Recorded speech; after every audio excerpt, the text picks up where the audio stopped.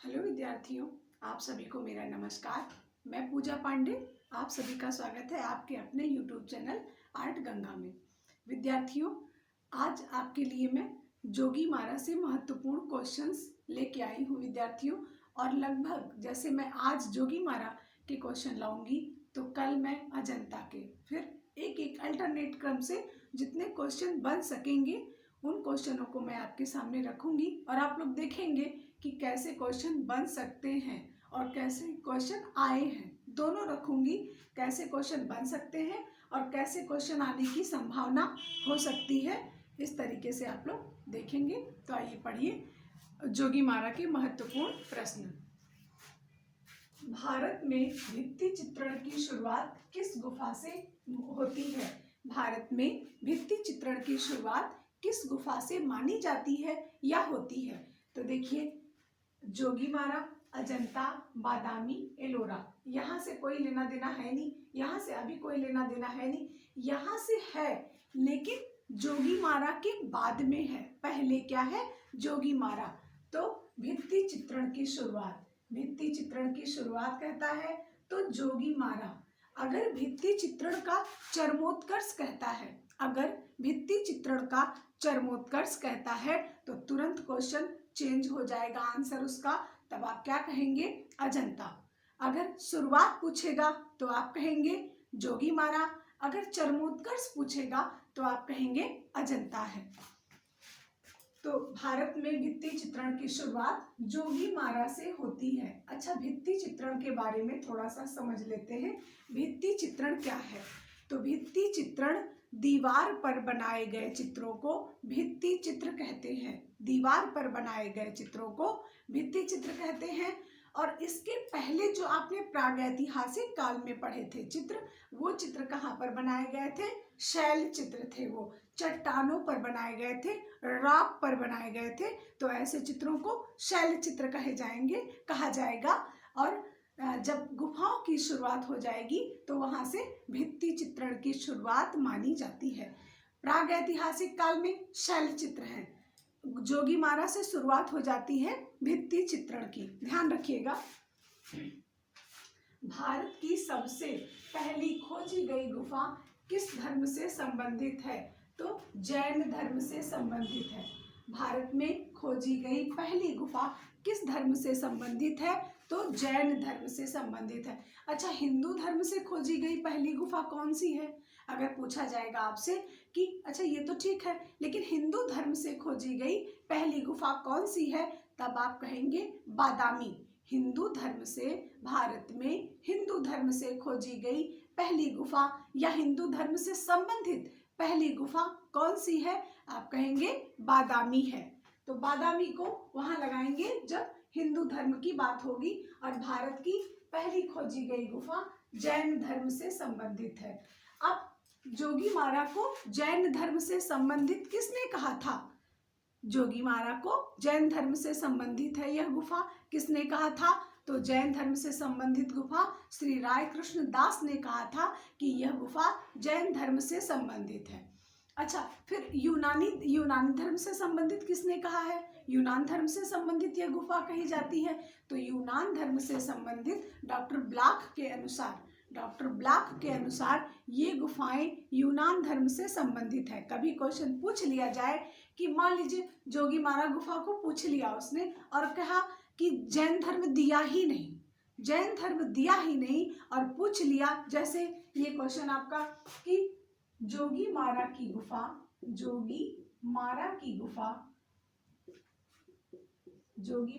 गुफा किस धर्म से संबंधित है? किस धर्म से, इसको मैं एरेज कर ले रही हूँ क्योंकि अब तो ये क्वेश्चन आपका हो गया है। तो जोगीमारा की गुफा किस धर्म से संबंधित है? और मान लीजिए आपको जैन धर्म दिया ही नहीं, तब क्या करेंगे? यूनानी धर्म दे दिया, हिंदू धर्म दे दिया, यहूदी दे दिया,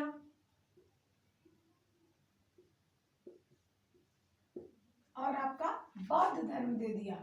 तब आप क्या करेंगे, तब आपको यूनान धर्म लगाना है। यूनान, जब जैन ऑप्शन में ना रहे तब आपको क्या करना है, यूनानी धर्म को टिक करना है, यूनानी धर्म लगाना है, क्योंकि डॉक्टर ब्लॉक के अनुसार ये गुफाएं यूनानी धर्म से संबंधित मानी गई हैं। डॉक्टर ब्लॉक के अनुसार, डॉक्टर ब्लॉक ने कहा कि नहीं नहीं, ये गुफाएं जैन धर्म से संबंधित नहीं हैं, यूनान धर्म से संबंधित हैं। तब आप कहेंगे यूनान धर्म से। मान लीजिए आपको आंसर ना ही दिया तो क्या करेंगे, तो यूनान धर्म लगा लेंगे आप। फिर आती है बात, जोगीमारा में किन रंगों का प्रयोग किया गया है। जोगीमारा गुफा में किन रंगों का प्रयोग किया गया है, खनिज रंग, मिट्टी के रंग, एक्रेलिक रंग, भूमिज रंग। जोगीमारा गुफा में किन रंगों का प्रयोग किया गया है, और ऐसे क्वेश्चन रहेगा, खनिज रंग, मिट्टी के रंग, एक्रेलिक रंग, भूमिज रंग। तब आप क्या करेंगे, तब आपको करना है खनिज रंग। आंसर आपका क्या होगा, खनिज रंग होगा। खनिज रंगों का प्रयोग जोगीमारा की गुफा में किया गया है। अच्छा, अगर जोगीमारा की गुफा में खनिज रंग ऑप्शन में ही ना हो तब क्या करेंगे, मान लीजिए खनिज रंग ना दे रखा उसने, खनिज रंग को नहीं दिया गया, तब क्या करेंगे, तब मिट्टी के रंग, एक्रेलिक रंग, भूमिज रंग अगर दे दिया तो पहले आप भूमिज रंग को टिक करेंगे, पहले भूमिज रंग को टिक करेंगे। ये अगर भूमिज रंग भी ऑप्शन में नहीं होता है, अगर भूमिज रंग भी ऑप्शन में नहीं होता है तब क्या करेंगे, मिट्टी के रंग। तब थर्ड प्रायोरिटी आप मिट्टी के रंग को देंगे, फर्स्ट प्रायोरिटी खनिज रंग को देंगे, सेकंड प्रायोरिटी आप भूमिज रंग को देंगे, थर्ड प्रायोरिटी आप मिट्टी के रंग को देंगे। ध्यान रखिएगा, इतने सॉल्व पेपर हैं मार्केट में, लगभग आंसर गलत दे रखे हैं, लगभग आंसर गलत दे रखे हैं। इसलिए विद्यार्थियों, और एक एक आंसर से, एक एक क्वेश्चन से चयन होता भी है और रुकता भी है। ध्यान दीजिएगा, गलत पढ़ने से चयन रुक जाता है। जोगीमारा गुफा में चेहरों के कितने चश्म बनाए गए हैं। जोगीमारा गुफा में चेहरों में कितने चश्म का प्रयोग हुआ है, 2.25 चश्म चेहरा, सम्मुख चेहरा, 1 चश्म चेहरा, 1.5 चश्म चेहरा। तो जोगीमारा गुफा में सम्मुख चेहरों का प्रयोग हुआ है। जोगीमारा गुफा में सम्मुख चेहरा बना है, सम्मुख चेहरा, ये सम्मुख चेहरा। जोगीमारा गुफा में जैसे मैं हूं, ऐसे खड़ी हूं, सामने से मेरी दोनों आंखें दिख रही हैं, तो वो कौन सा चेहरा होगा, सम्मुख चेहरा होगा। जैसे जैसे ऐसे एक आंख का घटना बढ़ना चेहरे में परिवर्तन कर देता है। जैसे सम्मुख चेहरा आपका जोगीमारा गुफा में है, अजंता में 2.25 चश्म चेहरे का प्रयोग है, और आपके ईरानी में 2.25 चश्म चेहरे का प्रयोग है। इसके बाद आती है जितनी पाल जैन अपभ्रंश, जितनी शैलियाँ आती हैं पाल जैन अपभ्रंश, उनमें 1.25 चश्म चेहरे का प्रयोग है। इसके बाद में आता है आपका मध्यकाल की कला। मध्यकाल की कला के अंतर्गत राजस्थानी मुगल पहाड़ी, राजस्थानी मुगल पहाड़ी, ये तीनों जो तीनों शैलियां हैं उनमें 1 चश्म चेहरे की प्रधानता है। आपने देखा होगा बनी ठनी को कितने चश्म में दिखाया गया है, 1 चश्म में दिखाया गया है, सिर्फ एक आंख उसकी।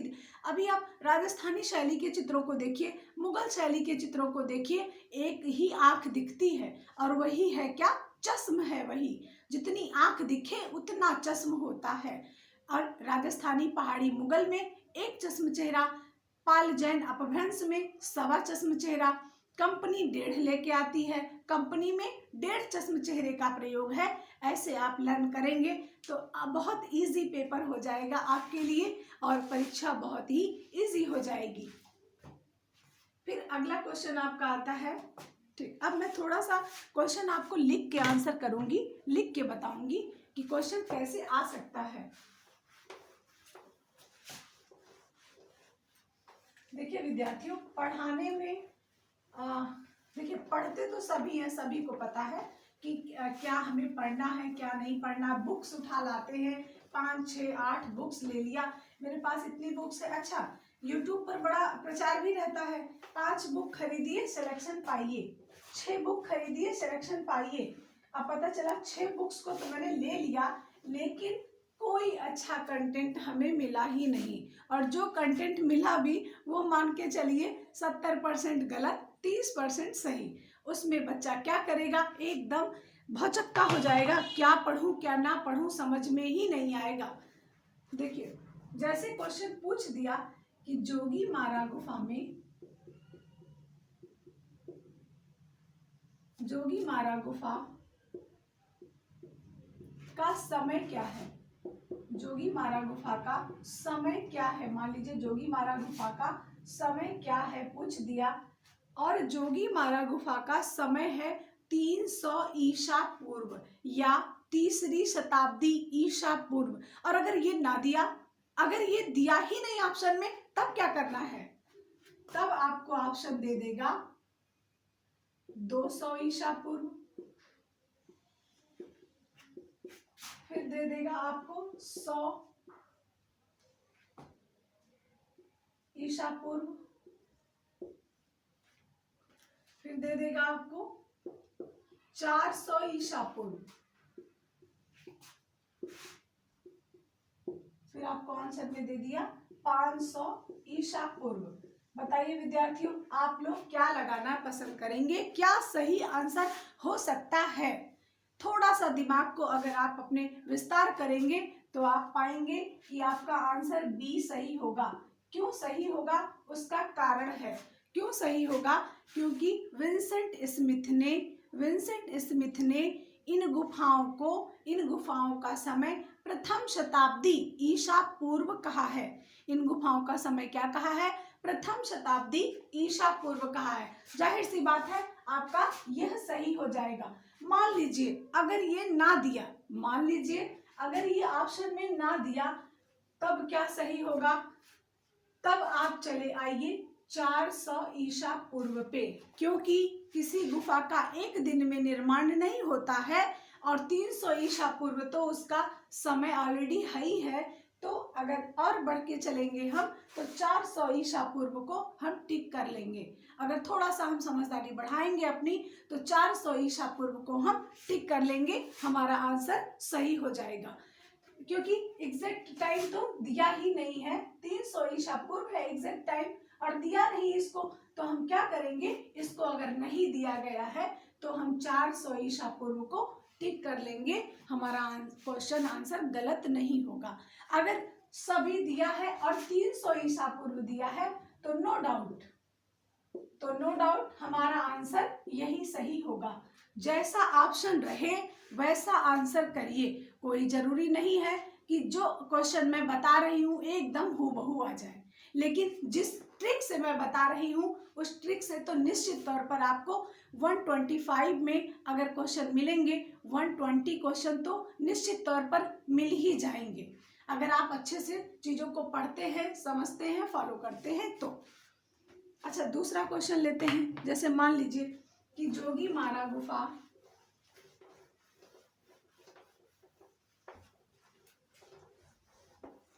अगला क्वेश्चन है, जोगी मारा गुफा प्रसिद्ध है, जोगी मारा की गुफा,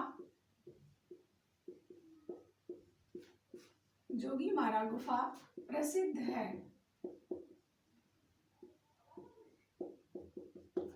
किस लिए प्रसिद्ध है, भित्ति चित्रण के लिए, भित्ति चित्रण के लिए,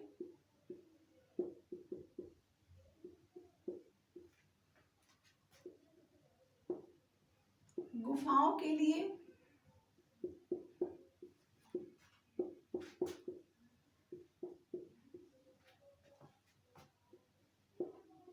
एशिया की प्रथम नाट्यशाला के लिए,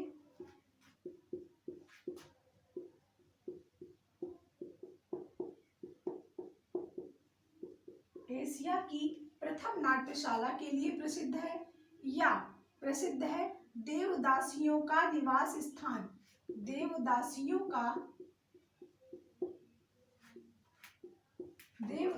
का निवास स्थान, या निवास स्थल या निवास स्थान। अच्छा, अब ऐसा पेचीदा क्वेश्चन और पेचीदा ऑप्शन में क्या करेंगे आप, क्या करना चाहेंगे आप? देखिए, यह भी सही है, भित्ति चित्रण के लिए ऑलरेडी प्रसिद्ध ही है, यह भी सही है। दूसरा, गुफाओं के लिए तो कोई बहुत मतलब नहीं है। एशिया की प्रथम नाट्यशाला के लिए विश्व प्रसिद्ध है, एशिया की प्रथम नाट्यशाला के लिए ये गुफाएं विश्व प्रसिद्ध है, तो ये भी सही है।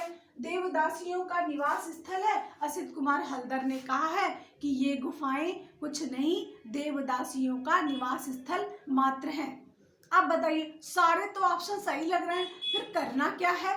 तब आपको सबसे अच्छा आंसर आपका होगा एशिया की प्रथम नाट्यशाला। एशिया की प्रथम नाट्यशाला यहाँ पर है, कहाँ पर है? जोगी मारा गुफा के समीप सीता बेंगरा कहिए चाहे बोंगड़ा कहिए, सीता बेंगरा गुफा है जो कि एशिया की प्रथम नाट्यशाला के लिए प्रसिद्ध है। फिर दूसरी चीज, अगर ये ऑप्शन में नहीं रहता है, अगर ये ऑप्शन में नहीं रहता है तब आप क्या करेंगे? तब आपका भित्ति चित्रण के लिए प्रसिद्ध है। अगर वो ऑप्शन में नहीं रहता है तब आपका भित्ति चित्रण के लिए ये गुफाएं प्रसिद्ध है। अगर ये भी नहीं रहता है, अगर यह भी ऑप्शन में नहीं रहता है तब आपका देवदासियों का निवास स्थान है। इस तरीके से अगर आप पढ़ाई करते हैं तो निश्चित तौर पर आपको सफलता जरूर मिलेगी। और मैं समझती हूँ कि इतना अच्छा, इतना आपको सरल तरीके में बताने वाला YouTube पर ही नहीं, आपके आसपास भी जितने टीचर्स होंगे कला के नहीं बता पाएंगे। मैं ये बहुत अच्छे से और बहुत कॉन्फिडेंस से जानती हूँ ये बात को। इसलिए विद्यार्थियों खूब मन लगाकर पढ़िए। कोई कंफ्यूजन हो, कोई सस्पेंस हो आपके मन में, आपके दिमाग में, तो मेरे चैनल पे आप निश्चित रूप से कमेंट्स करके पूछ सकते हैं। जैसे कि मैंने अभी पढ़ाया कि बादामी की गुफा की खोज 1924 ईस्वी में हुई।